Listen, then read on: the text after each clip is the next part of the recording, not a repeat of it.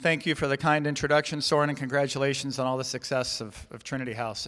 It's a beautiful story for our area, and I don't want to get in the way of you listening to George Weigel, so I'll keep this very brief. I'll share a quick story of the importance of fellowship and formation, the two areas that we really focus on that tie into the community that Trinity House is building. So I think back almost exactly 24 years ago, I was 27, and I had never been a part of a faithfully Catholic community. I was your typical Gen X kid growing up in the 80s in a Catholic family, but not well formed in my faith, assuming you don't consider going to public school complemented by CCD classes as being well formed. And it really, and then eventually Georgetown, like Soren, and that didn't really help the situation either.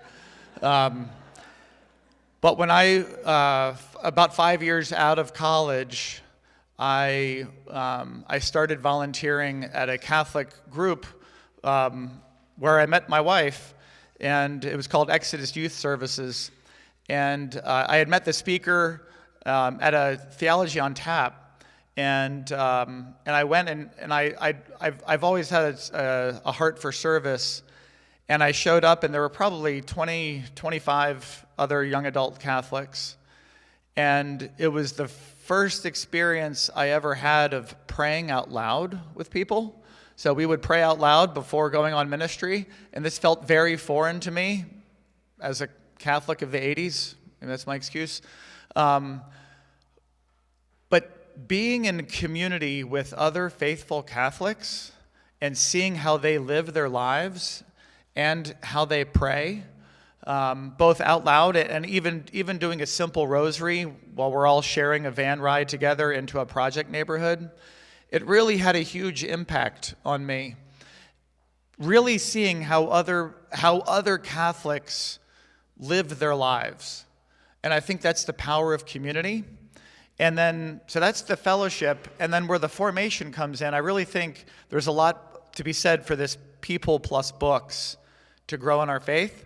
Because as you befriend more people, you get book recommendations. And that's how I started reading authors like Scott Hahn and others, and the George Weigels of the world. So I think anything that can foster this sort of fellowship and this sort of formation, and that's the beautiful thing about Trinity House and what they're doing, is they do both of these things, and they do it in the institutions that are most upstream of culture. So I'm fortunate enough to be on a number of boards and work with other groups that are trying to influence culture for the positive.